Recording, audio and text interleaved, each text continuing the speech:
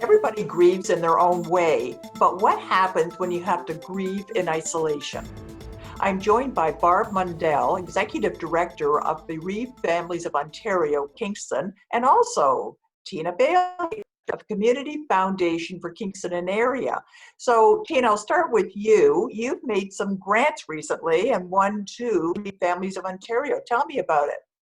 Right. Well, as your viewers might be familiar, the Community Foundation provides community grants twice a year through a competitive grant application process. And this year took a little bit of a different twist because our grant applications were due just a few days before COVID hit and really changed the world drastically for everybody.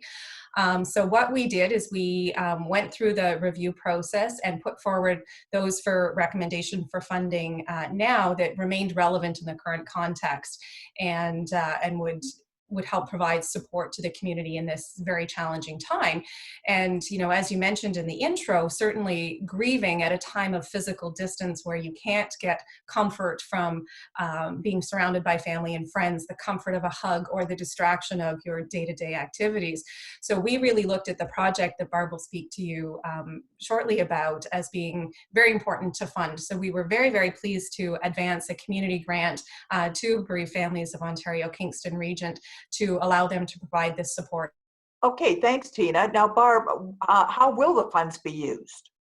Well, first, let me just say thank you to the Community Foundation for Kingston and Area and the Sunnyside Fund and Larry Gibson Community Fund for the monies that we received and for allowing us to switch gears from our original grant proposal.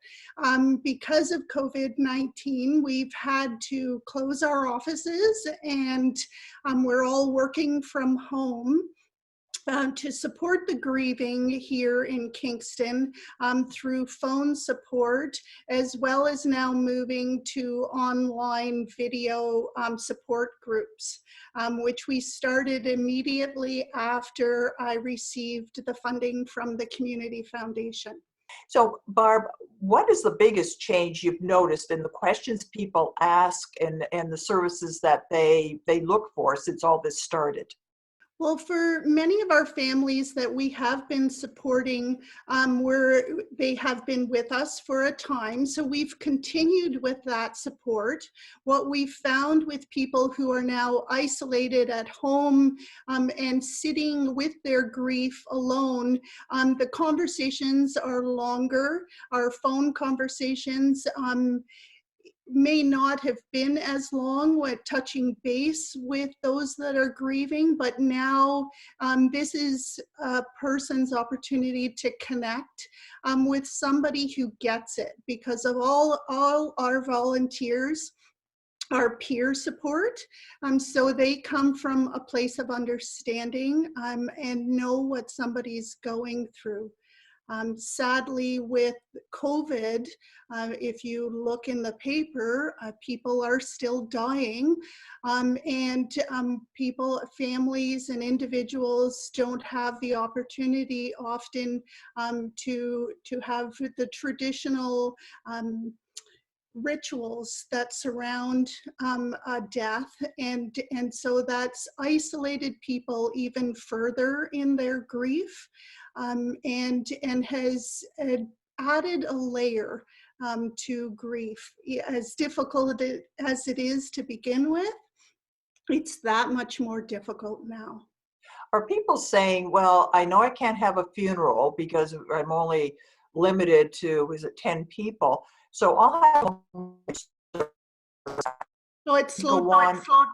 This could go on a very long time. Do you recommend that people plan a memorial service when this is all over?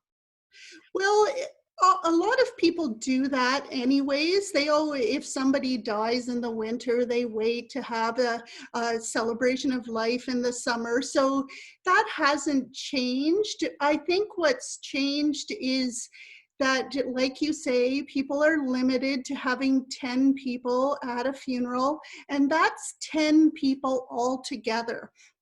That's including the staff at a funeral home. So realistically, that's down to like 5 or 6 actual family members. And so it just doesn't have the same feeling of connection. You can't hug your family members. And so those kinds of traditional rituals have been set aside right now. And people are having to work to find other ways to recognize somebody's loss. What are some of those ways that you're finding now that people never would have done before? Well, it's not to say they may not have done it before, but maybe not to the extent that they are now. So when somebody's died and a family is suffering, you need to make sure to reach out to that family. Often after a funeral, in typical times, somebody feels isolated because people have gone on to carry on their lives that are not immediately and impacted by a death. But now it's even more isolating. So it's important for family and friends of a grieving individual to ensure that they reach out to them, that they touch base, that they don't wait until that person reaches out to them. A grieving person is not going to ask for support.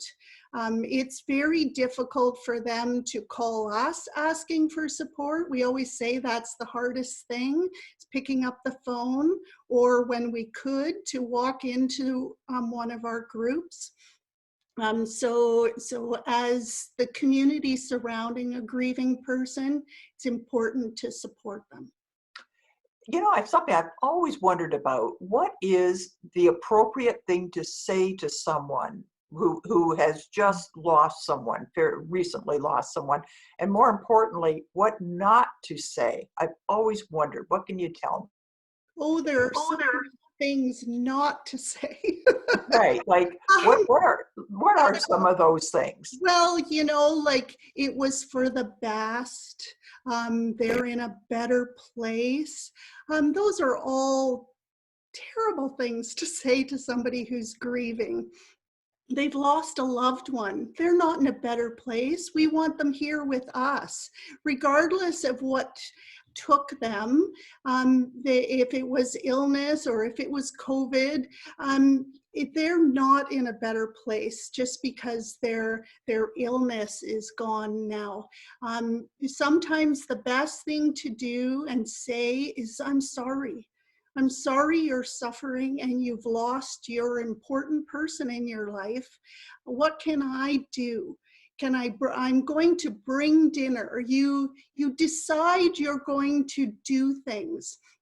And like I say, not wait for your grieving friend or family to reach out to you. And sometimes you don't need to say anything at all, because a grieving person just wants you to acknowledge their grief and to sit with them in their grief. And if that's just sitting in silence or allowing them to talk, you can't fix somebody who's grieving. You can only companion them while they are grieving. That's a really good point. You know, and I love that custom that we have, that you take food. And I don't know where it started or how the casseroles and the baked bread and things that you take to someone. And it's a nice, comforting thing to do for someone who is grieving. It is. Now, right now, you probably can't do that. Sure, there's some rule that says that you can't drop off homemade food to your friends, but I think if it's frozen, it's probably okay.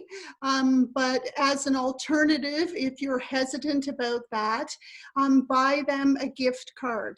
Have something delivered from a local restaurant, because then you're supporting that community of restaurants in the Kingston area as well.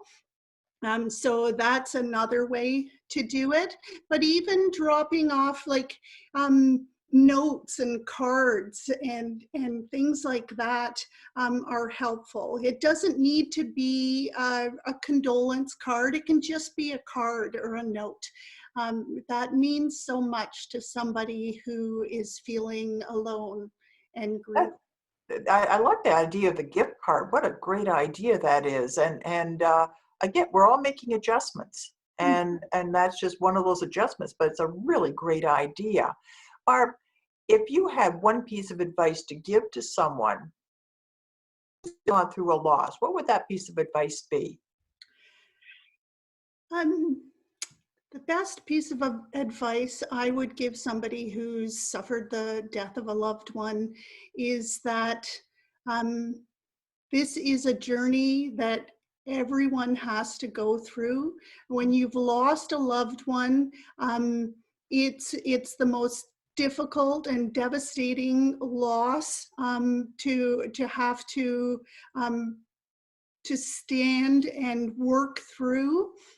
You don't get over your grief, but you do need to start to work through it. And that comes with time. And it's not something that happens immediately. It can be short, it can be very long. But people like us at Bereaved Families are here to help companion you in your grief and work to help and give you an opportunity to talk about your loved one. One of my hashtags on social media is #SayTheirName. Share your loved one with your friends and family, because that's how you keep them close and that's how you keep them part of your life. Because just because somebody's gone doesn't mean they're still not part of your life. That's wonderful. Thank you so much. I've learned a lot today, and I appreciate it. And nice to see you again, Tina. Thanks for being with us, and thank you again, Barb. This has been really, really interesting. Please. Thank you very much, and thank you again, Tina, and the Community Foundation. Thank you, Donna.